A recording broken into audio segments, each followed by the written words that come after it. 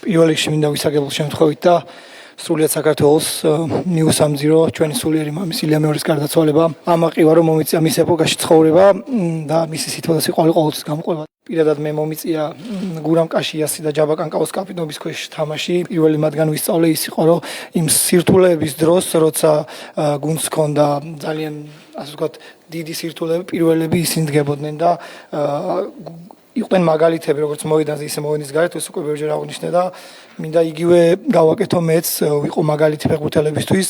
ძალიან ასე ვთქვათ დიდი სირთულეა ეს ყველაფერი, მაგრამ შევეცდები, რომ ჩემი თავის საუკეთესო ვერსია ვიყო ამ ასპექტში. უკვე ხვალინდელი დღიდან, პირველი ამხანაგურიდან ჩვენ ალბათ ვემზადებით სექტემბერი-ნოემბრის თამაშებისთვის, ერთა ლიგისთვის, რომელიც ალბათ ჩვენთვის ძალიან მნიშვნელოვანია და ყველაზე მნიშვნელოვანი 2026-ში.